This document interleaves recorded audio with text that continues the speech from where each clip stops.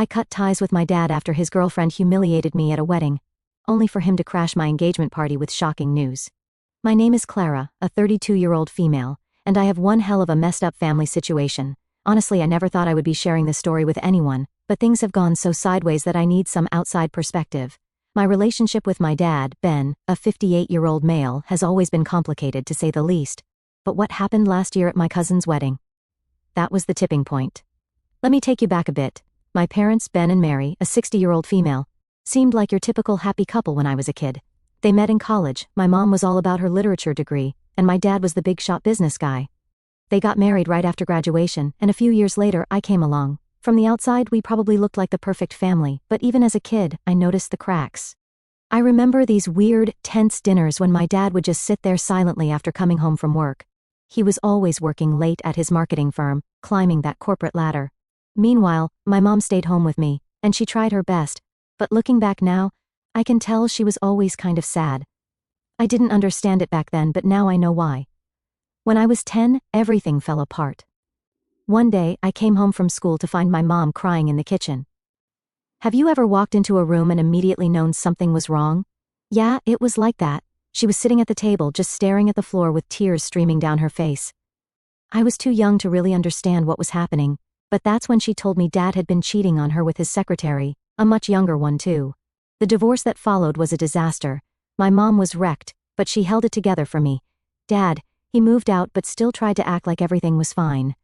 He'd take me out for dinner once a week, come to my soccer games and piano recitals. You know, like he was still super dad. But it was always about him. He'd ask me about school, sure, but the conversation would somehow always circle back to his work, his new apartment, or whatever latest hobby he was into. I guess I should have known then that he wasn't really interested in my life. I was just an accessory to his. As I got older, I noticed something else. There was always a new woman in his life every few months. It was like, oh, Clara, this is Sarah, she's in her 20s and super into yoga, or, meet Amanda, she loves hiking. It didn't seem that weird at first. I mean, Dad was handsome and charming, so I figured it was just how divorced dads were. But then, when I was 15, he introduced me to Lisa, a 28-year-old female. She was only 13 years older than me. 13 years. I remember thinking, what the hell, Dad? Lisa tried to act all friendly, bonding with me over dumb stuff like boy bands and movies, but it just felt wrong. Like, you're closer to my age than his. What are you even doing here? Thankfully, that relationship didn't last long, but it set a pattern.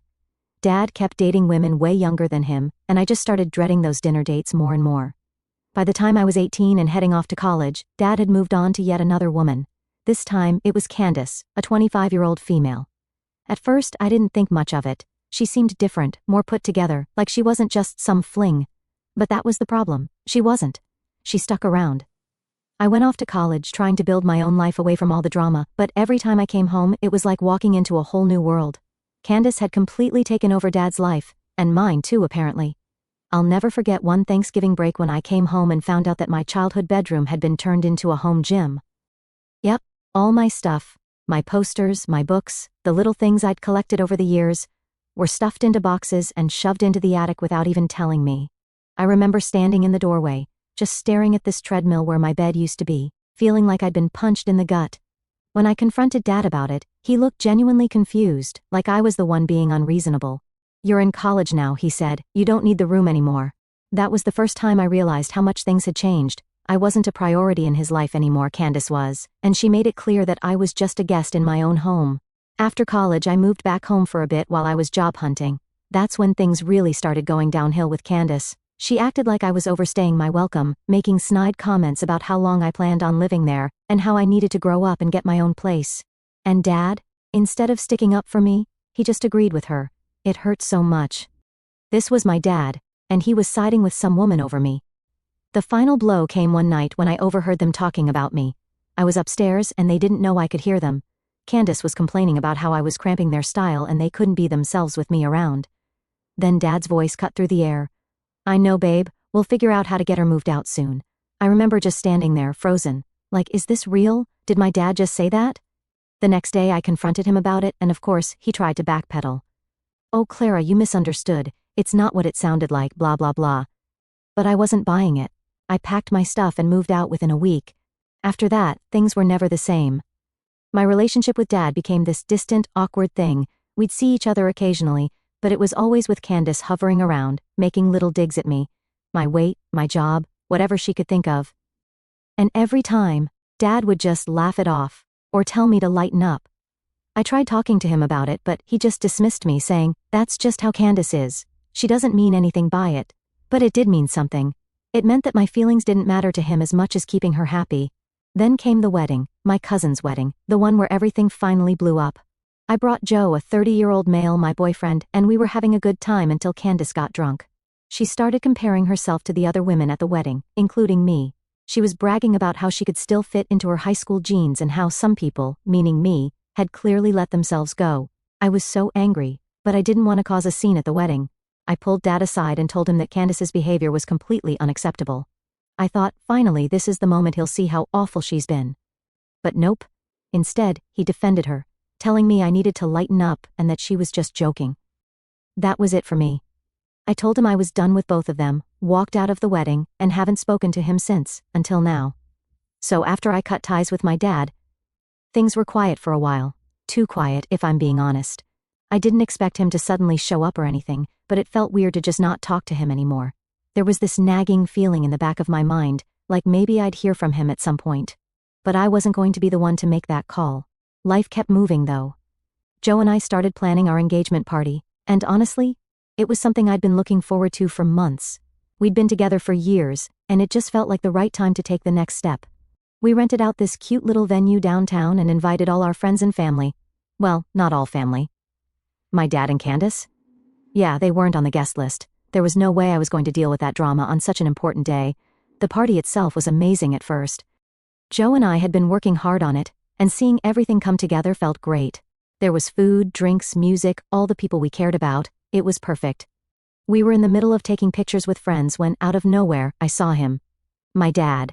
He just walked in, like he was invited, with that same cocky smirk on his face that I hadn't seen in months. My stomach dropped. I was pissed. This was my engagement party, and he just showed up like nothing had ever happened between us. And of course he wasn't alone. He brought Candace with him. Have you ever gotten that feeling when you just know something's about to go wrong? Yeah, that was me in that moment. I could feel the tension in the air, and I wasn't the only one. Joe grabbed my hand and whispered, "Do you want me to say something?" I was ready to storm over there and kick them both out, but part of me wanted to hear what the hell they thought they were doing there. So I told Joe to wait, and we walked over to them. Before I could even get a word out, my dad started talking. "Clara, I know I wasn't invited, but I needed to see you. There's something we need to talk about." I didn't care what he had to say. I was so angry that I could feel my hands shaking. "Are you serious right now?" I said, barely holding it together. "You just show up here after everything that happened like this is okay?" He tried to calm me down, but it was Candace who spoke next, and her voice was dripping with the same smug attitude she always had. "Clara, we didn't come to cause problems. We just wanted to congratulate you two." "Congratulate us?" Like, no, that wasn't going to fly. I turned to Joe, and he could see I was about to lose it. I felt my heart racing, and everything around me just started to blur because all I could think about was how dare they show up, acting like they had any right to be there. But here's where it gets wild. Just as I was about to tell them to leave, Dad blurted out, "Candace and I broke up." Wait, what? My head was spinning. This wasn't what I expected him to say at all. I blinked at him, not even sure if I'd heard him right. "You broke up?" I repeated, not really believing it. He nodded, and suddenly the cocky smirk was gone. He actually looked sad, or maybe just exhausted. "Yeah, it's been rough. We've been fighting a lot, and honestly, after you cut contact, it made me think about a lot of things." Candace rolled her eyes, and I could tell she wasn't happy about being there or hearing him admit they broke up. She didn't say anything, but the way she folded her arms and started looking around the room said it all. She didn't want to be there anymore. "I know this isn't the place or the time," Dad continued, "but I couldn't wait any longer. I've been wanting to talk to you for months, but I didn't know how." I stood there, completely caught off guard. I mean, part of me was still furious, but now I was also confused. They broke up? That was the last thing I expected. I took a deep breath, trying to process everything. Joe squeezed my hand, giving me that little bit of strength to keep my cool. "Okay, fine," I finally said. "You want to talk? Let's talk. But not here, not now." Dad nodded, looking relieved that I didn't just blow up at him in front of everyone. "I get it. We'll leave. I just wanted to say I'm sorry." I didn't know what to say to that. He'd never apologized to me before, not like that anyway. So I just nodded, and they turned to leave. Candace didn't say another word, which was probably for the best. As they walked out, I realized how much the atmosphere at the party had shifted. People were whispering, and I could feel the eyes on me, but I didn't care. I needed a minute to just breathe. Joe led me outside, away from everyone, and I just stood there, leaning against the wall, trying to wrap my head around what had just happened. He actually apologized, I said, more to myself than to Joe. Yeah, Joe replied, looking just as surprised as I was. I didn't see that coming. Neither did I. I mean, this was the same guy who had sided with Candace every single time, no matter how badly she treated me, and now they were broken up, and he was apologizing? It didn't make sense. But then again, what did I expect? We stayed outside for a few more minutes while I calmed down. The party was still going on inside, and I didn't want to ruin the night for everyone else. But part of me couldn't let go of what had just happened. My dad showing up like that, telling me they'd broken up. It felt like some weird dream I couldn't wake up from. Eventually, Joe and I went back inside. I plastered on a smile for the rest of the night, trying to push the whole thing to the back of my mind. But even as the party wound down, and we said goodbye to our friends, I couldn't stop thinking about what was coming next. I knew I'd have to talk to Dad again, and I knew it wasn't going to be an easy conversation. Update 1. After that whole scene at my engagement party, I couldn't stop thinking about my dad, him showing up uninvited, dropping the news about his breakup with Candace, and then apologizing. I was all over the place. I mean, who does that? But now I had to figure out what to do next. Joe kept saying I should give Dad a chance, maybe hear him out, but I wasn't sure. A few days after the party, I got a text from Dad. Can we meet for coffee? I really want to talk. I just stared at my phone, not knowing how to respond. Part of me wanted to ignore it, but another part of me was curious. What could he possibly have to say after everything? So after a full day of going back and forth, I agreed to meet him. We picked this quiet little cafe near my apartment, and I made sure Joe knew exactly where I was, just in case things got weird. Walking into that cafe felt like I was walking into a trap, honestly. I spotted Dad sitting by the window, looking older. Like, I don't know how to explain it, but he seemed different, less confident maybe. He smiled when he saw me, but it wasn't that smug grin he usually had. It looked like he was actually nervous. I sat down, and we did that awkward "how have you been" small talk for a minute. I wasn't really interested in chatting about the weather though. I just wanted to know what he had to say. So, after a few sips of my coffee, I just cut straight to the point. What do you want, Dad? He looked down at his coffee, and for a moment, I thought he might back out of whatever he was planning to say. But then he sighed and said, I've been thinking a lot since the wedding, Clara. About you, about Candace, about everything. I raised an eyebrow, waiting for him to continue. This wasn't the first time he'd tried to talk to me, and usually, it ended up being all about him. But I stayed quiet and let him keep going. Cutting you out of my life was the biggest mistake I ever made, he admitted, his voice shaking a little. I was so wrapped up in my relationship with Candace that I didn't see what it was doing to you. Now, this is where I was thrown off. My dad never, ever admitted to making mistakes, not once. I think I sat there with my mouth open for a second before I snapped back into reality. I don't think you realize just how much damage you caused, Dad, I said, trying to keep my voice steady. You didn't just ignore me. You let her humiliate me over and over, and you acted like I didn't even matter. I know, he said quickly, his hands shaking as he picked up his cup. I messed up, Clara. I don't know, blind. I thought I needed Candace, and I didn't see what was happening, but trust me, when you cut me off, it hit me hard. I just looked at him, trying to figure out if he was being genuine. I mean, my dad was the king of excuses, always trying to smooth things over without actually fixing anything, but there was something different in his voice this time. He took a deep breath and leaned forward, looking me right in the eye. Candace is pregnant. I felt like the ground had just dropped out from under me. Pregnant? That was the last thing I expected him to say. My brain couldn't process it. Wait, so you're telling me you guys broke up, but she's pregnant? Dad nodded, running his hand through his hair. She's been trying to get money out of me ever since the breakup. She says it's mine, but I don't know for sure. I couldn't believe what I was hearing. This was insane. Are you going to get a paternity test? I'm planning to, yeah, he said, looking defeated. But honestly, Clara, that's not the point. What I'm trying to say is, I know I wasn't there for you, and I don't expect you to forgive me right away. But I want to fix things. I want to try. I took a long sip of my coffee, trying to keep my emotions in check. This was a lot to take in. My dad, the guy who'd always been so selfish, was sitting in front of me, admitting he'd screwed up and saying he wanted to fix things.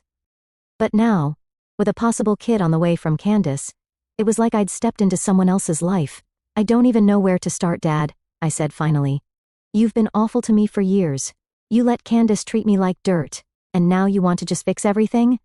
I know it's not that simple, he said quietly. I'm not asking for a miracle here, Clara. I just want the chance to try. I want to be your dad again. Those words hit me harder than I expected. I wanted to believe him. I really did.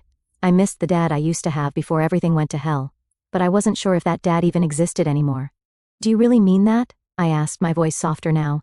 Because I can't go through this again. I can't let you back in just for you to side with Candace or whoever comes next. He nodded.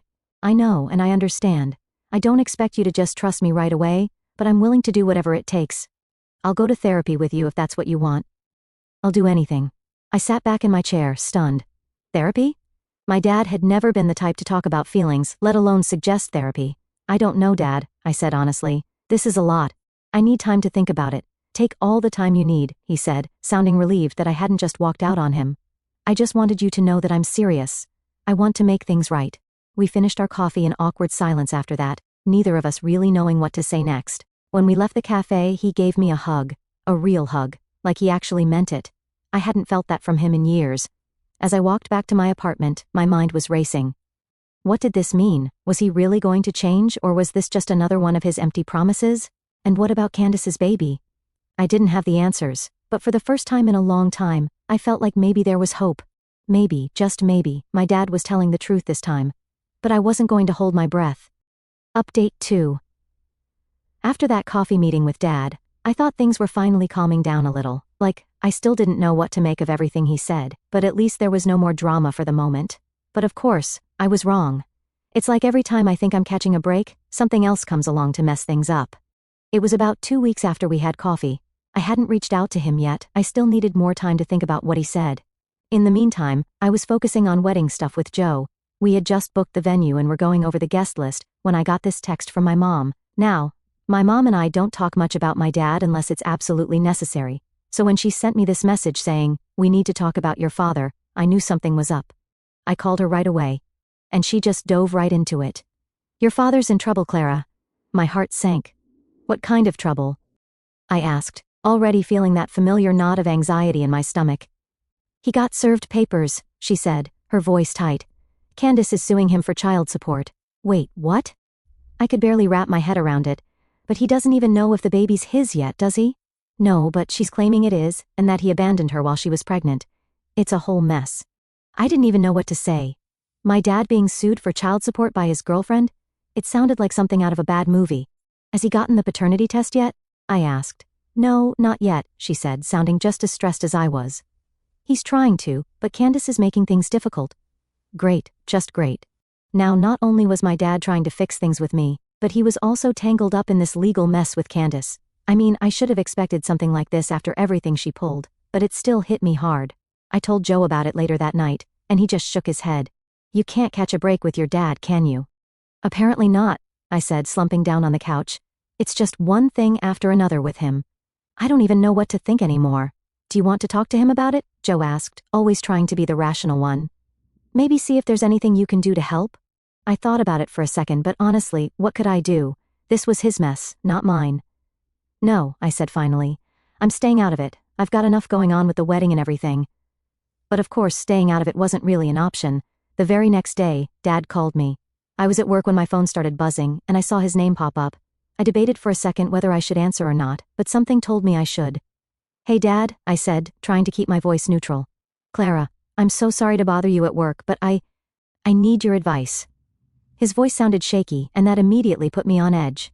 My dad never asked for advice. Ever. What's going on? I asked, even though I already knew the answer. It's Candace, he said, and I could practically hear him rubbing his temples on the other end of the line. She's suing me for child support, and I haven't even gotten the paternity test results yet. I sighed, not really sure what to say. Have you gotten a lawyer? Yeah, but this whole thing is dragging out, and I'm at a loss, Clara. I don't know what to do. Hearing him like that was so weird. The confident, always in control dad I grew up with was gone, and in his place was this guy who seemed completely lost. Part of me felt sorry for him, but another part of me was just exhausted. I didn't want to deal with his problems anymore. I don't know what to tell you, Dad, I said, rubbing my forehead. This is between you and Candace. I know, he said quickly, his voice almost desperate. I thought maybe you'd know what to do since you're so much smarter about these things than I am. Okay, that threw me off. My dad had never complimented me like that before. Ever. I didn't know how to respond, so I just sat there in silence for a few seconds, trying to process everything. I'll think about it, I said finally, but I can't promise anything. Thanks, Clara, he said, sounding relieved. I appreciate it. Really, I do. We hung up, and I just sat there staring at my phone, feeling drained. It was like no matter how hard I tried to distance myself from my dad's mess, he kept pulling me back in, and now, with this whole paternity and child support drama, I was right in the middle of it again. A few days later, I got another call. This time, it was my dad again, but he sounded different, almost excited. I got the paternity test results, he said, his voice shaky. And she lied, he said, practically shouting into the phone. The baby's not mine. I nearly dropped my phone. What? The baby's not mine, Clara, he repeated, his voice filled with a mixture of relief and anger. She's been stringing me along this whole time, making me think I was going to be a father again, and it's all been a lie. I didn't know whether to laugh or cry. I mean, this was huge. Candace had been lying about the baby being his, dragging him through this whole legal mess, and it turned out it wasn't even his kid. Are you okay? I asked, still trying to wrap my head around everything. I don't know, he admitted. I'm furious but also relieved. I don't know how to feel. Have you told her yet? Not yet, he said. I'm going to talk to my lawyer first, make sure everything's in order before I confront her. I could hear the weight lifting off his shoulders, even through the phone. This was a huge relief, but it didn't change everything else that had happened. Candace might not have had his kid, but that didn't erase all the damage she'd done, not just to him, but to me too. I'm glad it's not yours, Dad, I said, feeling the relief start to settle in. But you've still got a lot to fix. I know, he said quietly, and I'm going to do whatever it takes to fix things with you. Hanging up, I felt lighter, like a weight had been lifted. But there was still a lot left unresolved. My dad wasn't off the hook, not by a long shot. But maybe, just maybe, this was the start of him actually getting his life together. I wasn't going to hold my breath, though. Update 3: after that phone call with my dad, where he found out the baby wasn't his, I thought things were finally starting to settle down. You know, like maybe this whole mess was wrapping up and we could move on. But I should have known better. Nothing with my dad is ever that simple. It had been a couple of weeks since the paternity test came back, and I hadn't heard much from him. He said he was going to confront Candace with the results and get his lawyer involved, so I figured he was busy sorting all that out. I wasn't exactly dying to check in on him either, to be honest. The whole situation still left a bad taste in my mouth, even if he wasn't going to be a dad again. Then, one night, out of nowhere, Dad called. I was in the middle of cooking dinner, and Joe was setting the table when I saw my dad's name pop up on my phone. I almost didn't answer, but something told me this might be important. Hey, Dad, I said, stirring the pot on the stove, trying to keep it casual. Clara, I know it's late, but I need to talk to you. Can we meet tomorrow?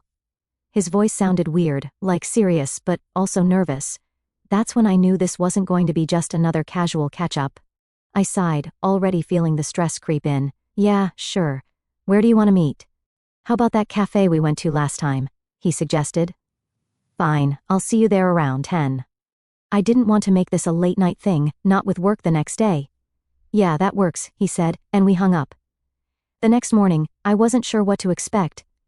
I mean, the last few times we talked, it had been one thing after another, so I was kind of bracing myself for whatever new drama was coming my way. I walked into the cafe, and Dad was already there, sitting at the same table as last time, looking like he hadn't slept in days. Hey, I said, sitting down across from him, trying to read his expression. Hey, he muttered, not even looking up at me. He had his hands wrapped around his coffee cup, like it was keeping him grounded. I knew something was off. So what's going on? I asked, leaning in a little. I confronted Candace, he said, his voice low. She lost it when I showed her the paternity test results. Started screaming, saying I'd ruined her life. That it didn't matter if the baby wasn't mine, I was still responsible because we were together when she got pregnant. I shook my head, not surprised at all. And what did you do? I told her I wasn't paying her a dime, and that I'd see her in court if she tried to push it any further, he said, his jaw tight. She stormed out, and I haven't heard from her since. Well, that's probably a good thing, I said, relieved that she was finally out of the picture. Maybe now you can start fixing your life, Dad, get things back on track. He nodded, but there was something else going on. I could tell by the way he was avoiding eye contact, the way he kept fidgeting with his coffee cup. There's something else, isn't there? I asked, bracing myself. He sighed, finally looking up at me. Yeah, there is. I waited, my stomach twisting into knots. I've been thinking a lot about everything that